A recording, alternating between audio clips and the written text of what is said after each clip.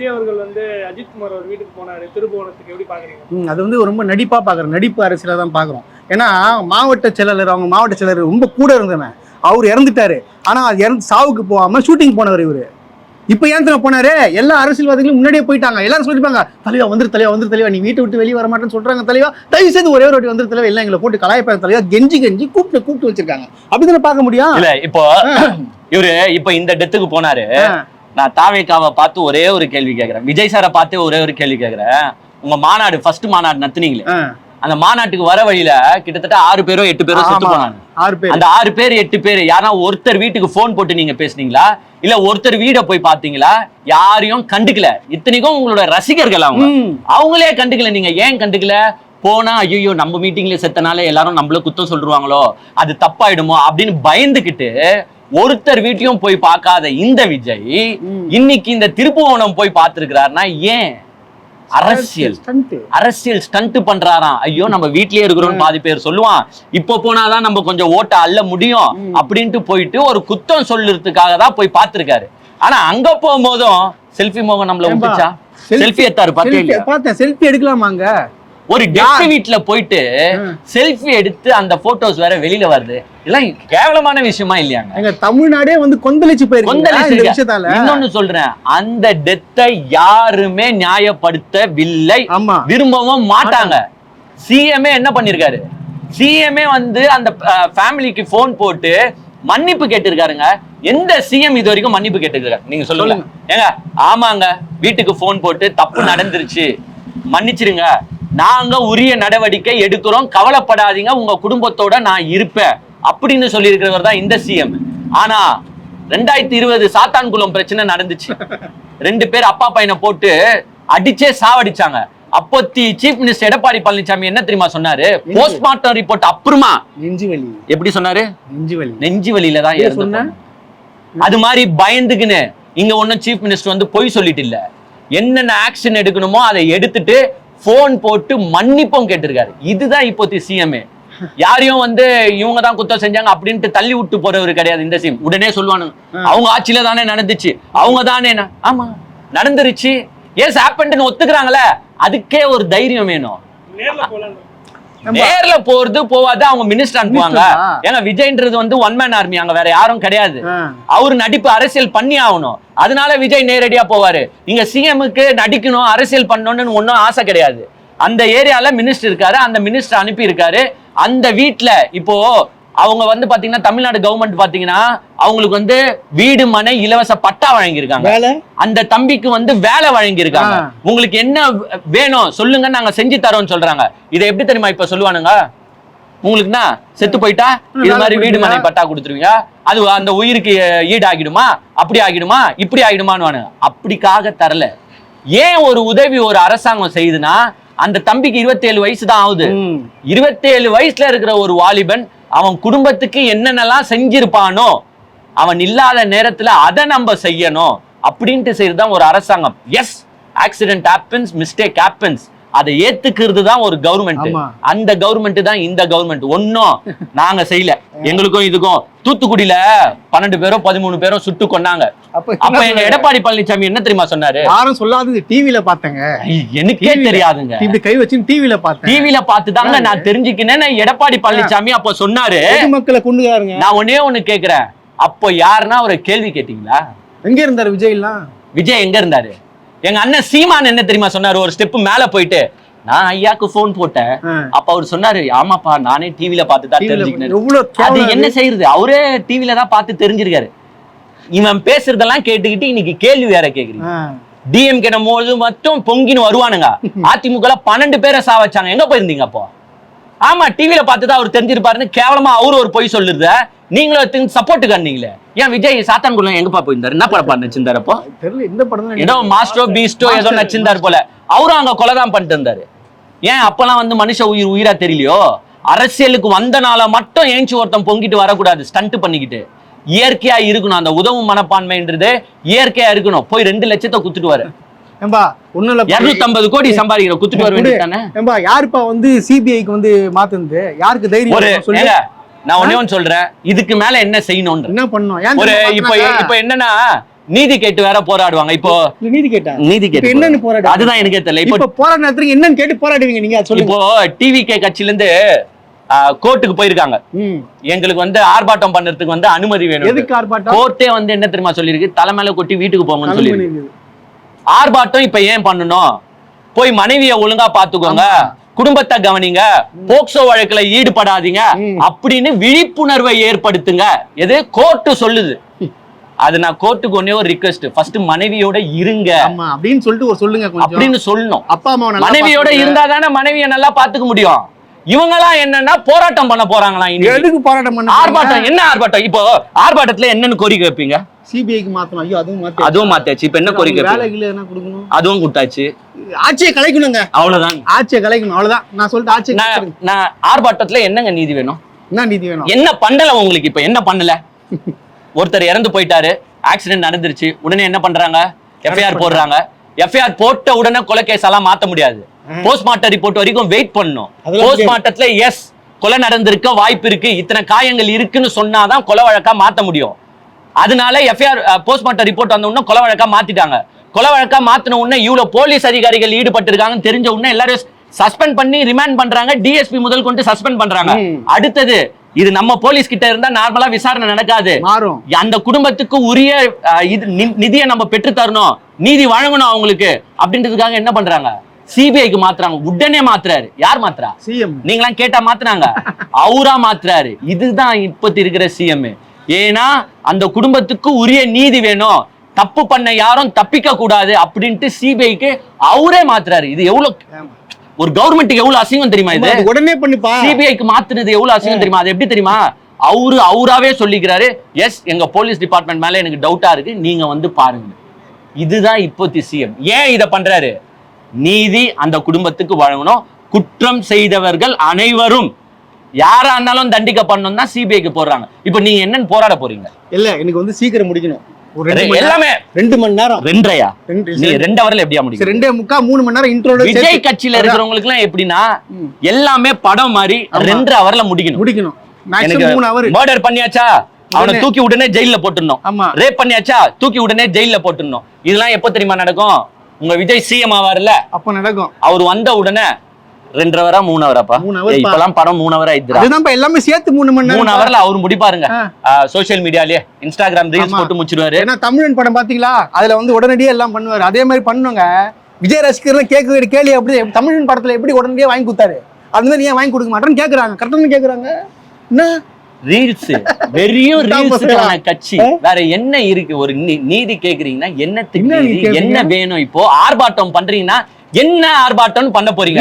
ஒண்ணு சிபிஐக்கு மாத்தலன்னு ஆர்ப்பாட்டம் பண்ண போறீங்களா, இல்ல அந்த குடும்பத்துக்கு இழப்பீடு தரலன்னு ஆர்ப்பாட்டம் பண்ண போறீங்களா, இல்ல குற்றவாளியை தப்பிக்க விட்டீங்க யாரையும் அரெஸ்ட் பண்ணலன்னு ஆர்ப்பாட்டம் பண்ண போறீங்க? என்ன பண்ண போறீங்க? அப்புறமா எதுக்கு ஆர்ப்பாட்டம் தான் நீதிமன்றமே சொல்லி அனுப்பியிருக்கு. போய் விழிப்புணர்வை ஏற்படுத்துங்க.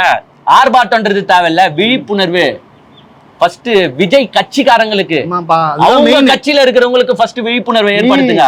பாதி போக்சோ கேசஸ் அங்கதான் இருக்கு, பாதி சீட்டிங் கேசஸ் அங்கதான் இருக்கு. அந்த கட்சியில இருக்கிற பெண்கள் இன்னுமே சொல்லிட்டு இருக்காங்க பெண்களுக்கு பாதுகாப்பு இல்லை. அங்க இருக்க திண்டுக்கல் ரிட்டர்ன் ஒருத்தங்கறாங்க சீட்டிங் ஆபாச வீடியோ எடுத்து மிரட்டுறாங்க. இது ஏதே வீடியோ கால்ல எடுத்து மிரட்டுறாங்க. எந்த கட்சி சேர்ந்தவங்க? அவங்க கட்சியை சார்ந்தவங்க. அவங்களுக்கு விழிப்புணர்வு தேவை. சோ விஜய் சார் ஃபர்ஸ்ட் தன்னுடைய கட்சிக்காரங்களுக்கு விழிப்புணர்வு ஏற்படுத்துங்க. அப்புறமா வந்து சிறுவர் சீர்திருத்தல பள்ளி சேர்த்து விடுங்க. அவங்களெல்லாம் இல்ல இப்போ விஜய் அவர்கள் வந்து திருப்போணத்துக்கு போயிருக்காரு. பத்திரி அப்போ அவர்கள் வந்தாங்க, அவங்களெல்லாம் வெளியே வந்து பார்க்கல. அது எப்படி பாக்குறீங்க? அப்ப நடிகை தான் போய் பார்த்தாருன்றாங்க. அப்ப ஏங்க அது வேற கண்டென்ட்ங்க. அது வந்து அவர் பர்த்டே எல்லாம் வந்து ரசிகர்களோட செலிப்ரேட் பண்ண மாட்டாங்க. உங்க கூட செலிப்ரேட் பண்ணி அவருக்கு என்ன பிரயோஜனம்? என்ன வாட் இஸ் தி யூஸ்? நாங்க எங்க செலிப்ரேட் பண்ணா எங்க யூஸோ அங்கதான் நாங்க செலிப்ரேட் பண்ணுவோம். who are you man? இதெல்லாம் படத்தை பாரு, கை தட்டு, 200 ரூபாய் டிக்கெட்ட 2000 ரூபாய் வாங்கி வந்து பாரு, எனக்காக பால் ஊத்து, அவ்வளவுதான். நீ உனக்காக நான் வந்து கை காட்டணும் பர்த்டே அன்னைக்குலாம். அதெல்லாம் நாய்க்குட்டியா லக்கிங்க. அது பேர் என்ன? பிரீத்தியா என்ன பேருனா? அதுல கூட ஒரு ஆடியோல அவர் வாய்ஸ் தான் வருதா சொல்றாங்க. வருது அதுதான் சொல்லிட்டாங்க. அது கன்ஃபார்ம் பண்ணி திருப்பி என் பர்த்டேக்கு போறீங்க.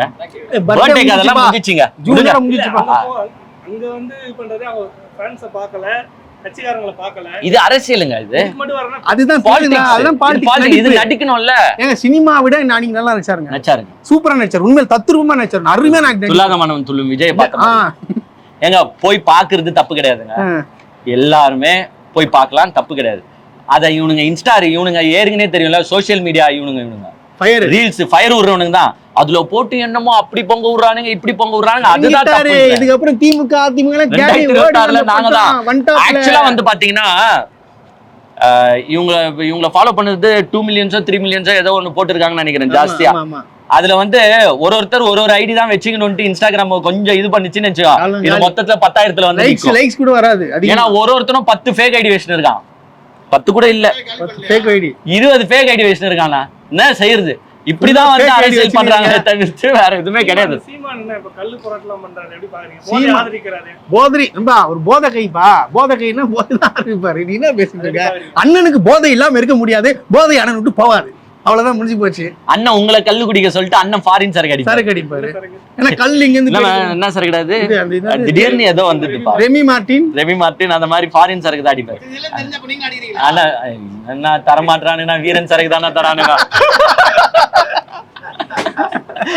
நமக்கு எங்கங்க 200 ரூபாய் கூட தர மாட்டாங்க. நானே சொல்லுறேன் 200 ரூபாய் ஆச்சு கொடுங்கன்னு. இவ்வளவு பேர் வீடியோ எடுக்கிறீங்க, யாரனா வாங்கி கொடுத்துறீங்க? தயவு செய்து யாராச்சும் உதவி பண்ணுங்க ப்ளீஸ். யாரனா வாங்கி கொடுத்துறீங்க? யாருமே தர மாட்டாங்க. நீயே வெயின்ற. நானு 3 சேனல்ல 3 வாட்டி கோரிக்கை வச்சிருக்கோம். யாருன்னா ஒருத்தர் அவங்களுக்கு 200 ரூபாய் கூட தர மாட்டீங்களே, பேசுறாங்களே, யாராச்சும் நீங்க பேசி கொடுப்பீங்களா? தர மாட்டீங்க. நீங்க என்னன்னா ஃபாரின் சரக்கு வரைக்கும் போயிட்டீங்க. அநீதி நடக்குது, அநீதி இது. சரி, அதே மாதிரி இவரு இப்போ முதல்வர் கட்டுப்பாட்டுல வந்து காவல்துறை இல்லன்ட்டு சவுக்கு சங்கர் வந்து பாக்குறீங்க. இல்ல வரோம் சவுக்கு சங்கர் சொல்றாரு முதல்வர் கட்டுப்பாட்டுல காவல்துறை இல்ல. ஏம்பா சவுக்கு சங்கரே அவங்க கட்டுப்பாட்டுல இல்லப்பா. சவுக்கு சங்கரே கஞ்சா குடிக்குங்க. அது அவரோட சாட்லாம் வந்துருக்கு, பாத்துறீங்களா இல்லையா? அப்போ அவரே கஞ்சா குடிக்கி அவருக்கு வந்து யாருன்னா அரெஸ்ட் பண்ணிட்டா உடனே அவரு வந்து காவல்துறை மேல ரொம்பவே வந்து டென்ஷனா இருக்காரு, தெரியல. ஏன்னா அவர் அரெஸ்ட் பண்ணிருக்காங்க, ஃபைல் திருடு, கஞ்சா கேஸ், எல்லா கேஸும் அவர் மேல இருக்கிறனால அவரு கொஞ்சம் காவல்துறையை வந்து கடுமையா தான் விமர்சிப்பாரு. எல்லாமே யார் கட்டுப்பாட்டுல இருக்கணுமோ அவங்க கட்டுப்பாட்டுல தான் இருக்கு. ஏன் ஏடிஎம்கே கட்டுப்பாட்டுல இருந்த காவல்துறை அவ்வளவு தப்பு பண்ணும் போது நீங்க எல்லாம் எங்க போயிருந்தீங்கன்னு கேக்குறேன். அதுக்கு ரீசன் சொல்லுங்க. போராட்டாரு தான். ஏன் போராடினாருன்னு சொல்லிக்கிறேன், கேட்டுக்கோ. Correct, good question. நான் வரேன். அப்போ வந்து எஃப்ஐஆர் இமிடியேட்டா போடல. அப்போ வந்து போலீஸ்காரங்களை உடனடியா அரெஸ்ட் பண்ணல, எஸ்கேப் ட்ரை பண்ணானுங்க. அந்த ஈடுபட்ட போலீஸ்காரங்க எல்லாம் எஸ்கேப் பண்ண ட்ரை பண்ணாங்க. எஃப்ஐஆர் போட்டு அரெஸ்ட் பண்ணி ரிமாண்ட் பண்ணதெல்லாம் கிட்டத்தட்ட 13 நாள் ஆயிடுச்சு. அப்போ இவங்க போராடினாங்க. ஆனா இப்போ அதுக்கான வாய்ப்பே தராம immediate suspend, immediate arrest, immediate கொலை வழக்கு இமிடியேட்டா தூக்கி உள்ள போடு. இதுக்கு மேல என்ன போராடுறாங்க? எதிர்க்கட்சி தலைவர் எடப்பாடி அவருக்கு காவல்துறையை வந்து அவர் ஆமாங்க பதவி விலக சொன்னாரு. இப்பயே பதவி விலக ஏங்க அதுதான் இதெல்லாம் செய்யாதனால பதவி விலக சொன்னாரு. இதெல்லாம் எடப்பாடி உடனே அவர் வந்து நடந்ததுக்காக பதவி விலக சொன்னாரு. இல்லங்க, 13 பேரை சுட்டு கொன்ன பிறகு நான் டிவி பார்த்து தான் தெரிஞ்சுக்கிட்டேன்னு ஒரு முதலமைச்சர் சொன்னா கண்டிப்பா பதவியில இருக்கக்கூடாது. பதவியில ஏன்னா உன்னை கேட்காம அவன் சுடவே கூடாது. இதுதான் ஒரு போராட்டம் நடக்குது, உன்னை கேட்காம ஒருத்தர் சொல்றாங்க. நான் சொல்றது புரியுதா? அது ஒரு போராட்டம். ஒரு போராட்டம்ன்றத தடுக்க வேண்டிய இடத்துல அரசு இருக்கு. அந்த அரசு தெரியாம, முதலமைச்சருக்கு தெரியாம சுடக்கூடாது. ஆனா இவங்க 12 பேரை சுட்டு இருக்காங்க. அதை இவர் நானே டிவில பார்த்துதான் தெரிஞ்சுக்கிறேன்னு சொல்றாரு. அப்ப இவர் உண்மையிலே பதவி விலகி தான் ஆகணும். ஆனா இங்க நடந்தது இட்ஸ் a mistake. அவர் ஒன்னும் போலீஸ்காரி இவருக்கு போன் போட்டு எங்க ஒருத்தனை அச்சு சாவடிக்கணும்னு கேட்டிருக்க மாட்டாரு. அதுக்கு தான் தூக்கி வச்சாங்க. எப்படி நடக்காதுன்னு சொன்னா குற்றம் தம்பி ஒண்ணு இல்லப்பா. இங்க பாரு, ஒண்ணு இல்ல. இப்ப அங்க ஒருத்தனை போட்டு வெட்டுறானுங்க. டிஎம் காரணம் இல்லையா? வெட்டினால போலீஸ் பிடிக்கலன்னா அதுதான் தப்பு. அப்போ வந்து கவர்மெண்ட் மேல தப்பு சொல்லலாம். குற்றம்ன்றது குற்றம் நடந்துதான் இருக்கும், தடுக்கலாம் முடியாது. விஜய் ஆட்சிக்கு வந்தாருன்னா குற்றத்தை கம்ப்ளீட்டா ஸ்டாப் பண்ணலாம். அந்த ஒரு பட்டன் இருக்கும், அந்த இது சொல்லிடுவாங்க. எல்லா ரவுடிஸையும் இப்படி ஒரு பட்டன் அமுத்தணும்னா பீஸ் பீஸா ஆயிடுவான். 2 ஹவர்ல எல்லாரும் ஸ்டாப் பண்ணிடலாம். விஜய் ஆட்சிக்கு வந்துட்டாருன்னா நானே சொல்றேங்க, ஒரு ரேப் நடக்காதுங்க, ஒரு கொலை நடக்காதுங்க, ஒரு கொலை நடக்காதுங்க, ஒரு பாலியல் வன்புணர்வு கேஸும் ஃபைல் ஆகாது. போலீஸ் ஸ்டேஷன்ல இழுத்து மூடிடலாம். போலீஸ் ஸ்டேஷன் மூட போறாங்க. எதுமே ட்ரக்ஸ் கிக்ஸ் எதுமே இருக்காது. விஜய் ஆட்சிக்கு வந்தா போலீஸ் ஸ்டேஷன் கிடையாது. போலீஸே கிடையாது. போலீஸ் எல்லாம் க்ளோஸ் பண்றாரா? அவரை சொல்றேன். குத்தமே நடக்கலன்னா போலீஸே தேவையில்ல. அப்ப போலீஸ் ஸ்டேஷன்லாம் நான் மூடுறோம் ஆட்சிக்கு வந்தான்னு சொல்ல விஜயா. ஆனா இத இன்னொன்னுங்க, நான் ஒரு ரீல்ஸ் பார்த்தேன். இந்த ரீல்ஸை சொல்ல மறந்துட்டேன். ஒருத்த வந்து இன்ஸ்டாகிராம்ல டிவிக்கு தொண்டன் ஒருத்த வந்து ரீல்ஸ் போடுறான். இனிமேட்டு நீங்க இலங்கைக்கு போகும்போது அண்ணன் கட்சி கொடியை தொங்க விட்டு போங்க, இலங்கை கடற்படையே பயந்துருமா. சீமான் ஆச்சு நெய்தல் படம் தான் வச்சுட்டு இருக்காப்ல. இவனுங்க கப்பல்ல கொடிய கட்டு போடா உன்னை பிடிக்க கூட மாட்டாங்கன்னு சொல்றாங்க. இவனுங்களெல்லாம் எப்படி ஒரு திருட்டு கேஸ்க்கு ஏன் ஒரு 6 பேர் கொண்ட தனிப்படை கொண்டு அவனை அடிச்சு சாவடிச்சாங்க? ஒரு எல்லா கேஸ்க்கும் இந்த மாதிரி போலீஸ் ஆக்ஷன் எடுக்கிறாங்க. சில டிஎஸ்பிஸ் எஸ்பிஸ் இவங்க எல்லாம் தனிப்படை போலீஸ் வச்சிட்டு இருப்பாங்க. ஆக்சுவலா இப்ப கேன்சல் பண்ணிட்டாங்களா? இப்ப அதுதான்ப்பா தனிப்படை போலீஸ் வந்து இந்த கவர்மெண்ட் இல்லன்னு கிடையாது. அது காலமா வந்து ஒரு போலீஸ் டிபார்ட்மெண்ட்னா ஒரு எஸ்பியோ டிஎஸ்பியோ தனிப்படை போலீஸ் வச்சுப்பாங்க. அவங்களுக்கு வந்து லோக்கல் ஸ்டேஷன் வந்து சரியா இதை கண்டுபிடிக்காதுன்னு பட்சத்தில் இவங்க என்ன பண்ணுவாங்கன்னா நீங்க போய் செக் பண்ணுங்க அப்படின்ட்டு இந்த தனிப்படை அனுப்பும். அது தனி டீம், ஸ்பெஷல் டீம். அது பேரு சட்டப்படி வந்து அவங்க வந்து ஒளிவு மறைவா தான் விசாரணை பண்ணுவாங்க, ஸ்டேஷன்ல தான் விசாரிக்கணும். எல்லாமே தப்பு தான். இப்ப யாருமே இவங்க பண்ணதை நானே ஒரு வீடியோ போட்டிருக்கேன், பண்ண அனைத்தும் தப்பு தான் இல்லைன்னு சொல்ல. அதுக்கான பனிஷ்மெண்ட்ஸா அனுபவிச்சுட்டு இருக்காங்க, அதுக்கான ஆக்ஷன்ஸை கவர்மெண்ட் எடுத்துருச்சு. இதுக்கு மேல என்ன இவர் உடனடியா என்ன பண்ணாங்கன்னா இந்த உடனடியா தனிப்படையெல்லாம் வந்து டிஸ்மிஸ் பண்ணிட்டாங்க. எல்லாம் யாரும் எஸ்பி டிஎஸ்பி யாரும் வச்சு கூடாதுன்னு சொல்லிட்டாங்க. உங்களுக்கு எஃப்ஐஆர் போட்டாச்சு, கொலை கேஸாவும் மாத்தியாச்சு, எல்லாரையும் ரிமாண்ட் சஸ்பெண்ட் பண்ணி ரிமாண்டும் பண்ணியாச்சு, டிஎஸ்பி வரைக்கும் தூக்கியாச்சு, சிபிஐக்கும் மாத்தியாச்சு. இனிமேட் எதுனா பண்ணணும்னா சிபிஐ வரும், சிபிஐ தான் பாத்து சென்ட்ரல் கவர்மெண்ட். நம்ம சீரியஸா பேசும்போது நீ வந்து இந்த மாதிரி காமெடியான क्वेश्चन கேக்குறீங்க. ஒருவேளை ஆமாங்க கஞ்சா கிஞ்சாருன்னு சொல்லி செக் பண்ணுவாங்க, சும்மா வந்து சும்மா தூக்கி வச்சுப்பாங்க வண்டியை. அவரே பயப்படுறாரு. ஆமா, ஒருத்தருக்கு தனி மனிதருக்கு பாதுகாப்பு இல்லாத மாதிரி ஒரு தனி மனிதருக்கு எல்லாம் பாதுகாப்பு இருக்குங்க, கஞ்சா குடிக்கீங்க எல்லாம் பாதுகாப்பு இல்லங்க. போலீஸ்காரங்களை பார்த்து பயப்படுற அளவுக்கு பொதுமக்கள் ஆயிட்டாங்க. போலீஸ்காரங்களை பார்த்து யாருங்க பயப்படுறாங்க? ஏங்க இன்னைக்கும் வந்து நீட் எக்ஸாம்ஸ்க்கு வந்து ஆல் டிக்கெட்டை விட்டு போனா எடுத்துட்டு ஓடி வருது யாரு? போலீஸ்காரங்க தான் ஓடி வராங்க. போலீஸ்ல இது பாருங்க, ஒரே நிமிஷம், எல்லாருமே எல்லாருமே குடிமகன் தான், எல்லாருமே சிட்டிசன்ஸ் தான். எல்லா சிட்டிசனும் நல்லவனா இருக்கானா? இப்ப இங்க இருக்கிற நம்ம எல்லாம் நல்லவனா இருக்கிறோம், எல்லாருமே நல்லவனா இருக்கானா? நான் முச்சிடுறேன், எல்லாருமே நல்லவனா இருக்கானா? இல்ல. 5 விரல்ல எல்லாமே ஒரே மாதிரி இருக்கா? ஒண்ணு மேல ஒண்ணு கீழே, ஒண்ணு மேல ஒண்ணு கீழே தான். அதே மாதிரிதான் எல்லா போலீஸும் குற்றவாளியானா கிடையாது. போலீஸ்ல நல்ல போலீஸ்ல நிறைய இருக்கு. இது மாதிரி ஒரு 5-6 அங்கங்க இருக்கதான் செய்யுது.